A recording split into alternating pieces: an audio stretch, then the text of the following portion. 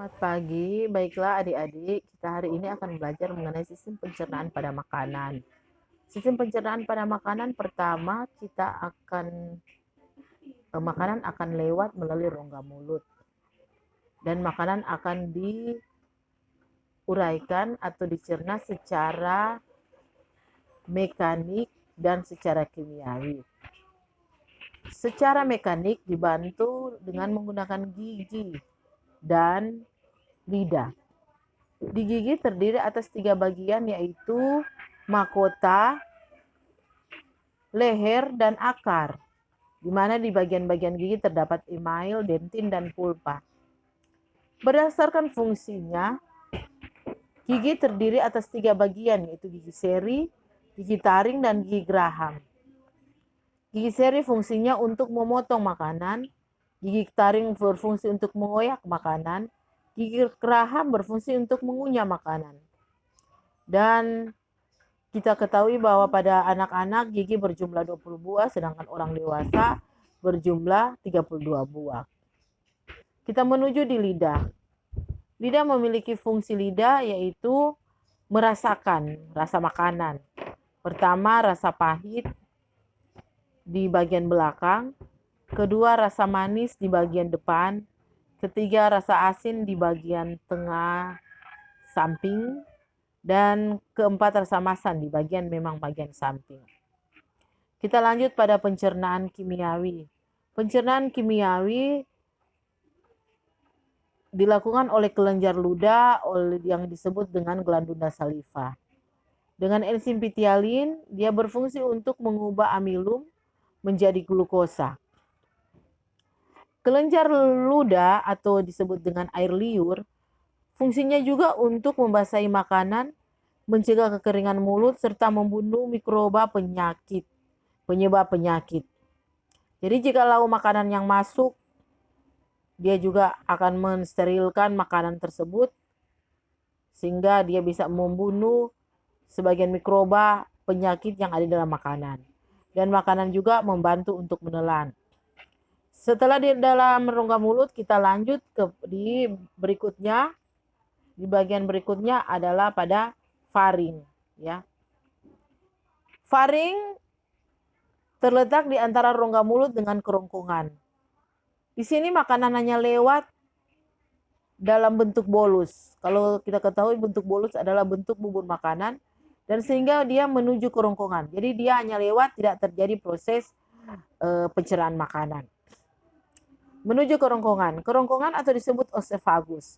Oesophagus merupakan saluran penghubung antara rongga mulut dengan lambung yang memiliki panjangnya 20 cm dan lebarnya 2 cm. Di dalam kerongkongan terjadi gerakan peristaltik, gerakan memutar makanan dan mendorong makanan menuju lambung oleh otot-otot dinding kerongkongan. Setelah dari kerongkongan maka akan menuju ke lambung. Menuju ke lambung. Lambung atau disebut dengan ventriculus. Terdapat 3 bagian di dalam lambung seperti pada gambar. 1 bagian kardiak, 2 bagian fundus, 3 bagian pilorus. Kardiak ya di dekat esophagus, fundus lambung bagian tengah, pilorus dekat duodenum bagian bawah yang berbatasan dengan usus halus. Perlu diketahui bahwa duodenum adalah usus 12 jari, jadi dia dekat dengan duodenum. Di lambung terjadi proses pencernaan secara mekanis dan secara kimiawi. Kita lihat secara mekanis. Mekanis itu disebabkan oleh otot-otot dinding lambung yang berkontraksi, menyebabkan bolus yang masuk di lambung akan diaduk atau diremas-remas sehingga menjadi halus dan lembut seperti kim. Jadi makanan yang masuk akan diremas-remas. Kalau berbentuk bolus seperti bubur makanan, maka akan dihaluskan lagi seperti kim.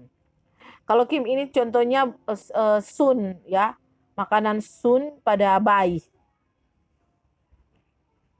Kita lanjut di kimiawi. Jadi di kimiawi ini dibantu oleh enzim. Proses kimiawi dibantu oleh enzim di dalam lambung, yaitu enzim pepsin, yaitu mengubah protein menjadi pepton, enzim renin mengumpulkan protein susu menjadi kasein. Berikut dibantu oleh getah lambung atau air, dibantu oleh garam organik, dan dibantu oleh HCl. HCl ini berfungsi untuk membunuh kuman penyakit yang masuk bersama makanan dan mengaktifkan pepsinogen dan pepsin. Di mana fungsinya selain itu, satu, menetralkan sifat alkali bolus yang datang dari rongga mulut. Dua, mengubah kelarutan garam mineral. Tiga, mengatur membuka dan menutupnya katup antara lambung dan usus 12 jari. Keempat, merangsang sekresi getah usus. Dari lambung kita akan menuju, jadi makanan akan menuju ke usus halus atau dikatakan intestinum tenue yang terdiri dari 3 bagian, yaitu duodenum usus 12 jari, jejunum usus kosong, ileum usus penyerapan. Duodenum terletak paling dekat lambung yang bermuara di 2 saluran, yaitu pankreas, kantung empedu. Sedangkan jejunum di dalamnya terjadi proses pencernaan makanan secara kimiawi dengan enzim yang dihasilkan oleh dinding usus. Ileum atau usus penyerapan, dinding ini dilapisi oleh tonjolan-tonjolan mikroskopis atau villi untuk menyerap sari-sari makanan dan diedarkan bersama darah ke seluruh tubuh. Ileum terdapat 2 pembuluh, yaitu pembuluh kapiler, pembuluh kil atau cairan getah bening. Enzim yang dihasilkan di usus halus adalah 1. Sukrose, yaitu mengubah sukrosa menjadi fruktosa dan galaktosa. Biasanya enzim ini pada makanan yang mengandung buah. Jadi buah-buahan biasa enzim sukrosa melakukan perombakan. Jadi dari sukrosa menjadi fruktosa dan dirombak lagi menjadi galaktosa, menjadi gula. Berikut laktase, mengubah laktase menjadi galaktase dan glukosa. Berikut maltase, mengubah maltosa menjadi glukosa dan kemudian menjadi glukosa lagi. Jadi dari gula jadi gula lagi. Oke, diketahui di dalam usus terdapat getah usus. Yaitu getah usus ini ada terdiri dari 3 bagian, yaitu cairan empedu, getah pankreas, dan getah dari dinding usus halus.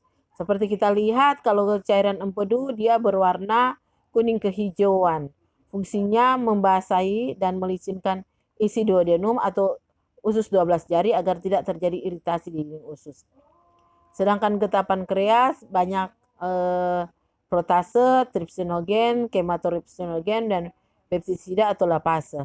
Sedangkan getah dari dinding usus halus terdiri dari enterokinase, erepsin, sukrase, maltase, laktase, ya.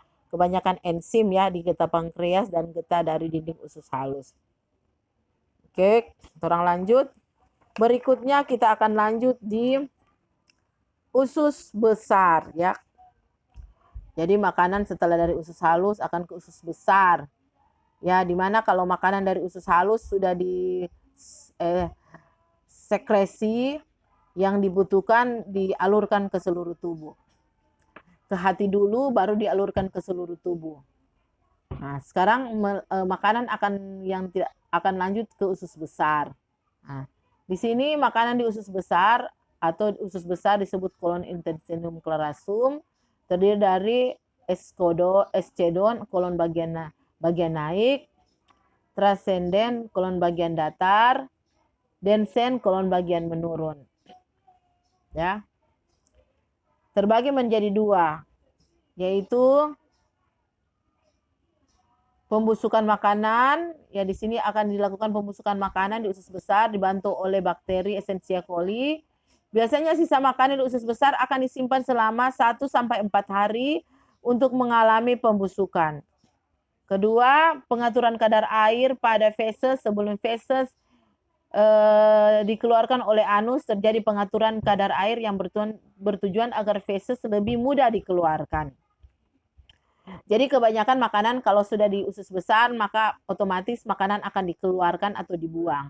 Kalau di usus halus ya dengan di lambung makanan akan disekresi atau diabsorpsi ke seluruh bagian tubuh menjadi sari-sari makanan. Jadi dalam berbentuk kim ya. Dari usus besar akan ke rektum, di mana rektum bagian akhir dari proses pencernaan ditampung dulu di tempat sementara. Sudah waktunya dibuang akan menuju ke anus dan merupakan lubang tempat keluarnya kotoran atau feses. Dan terakhir, setelah pelajaran selesai, kita akan membuat tugas ya. Tugas sistem pencernaan, yaitu tugas ini berbentuk soal yang akan kalian tuliskan enzim yang membantu proses pencernaan pada ulasan materi di atas. Terima kasih.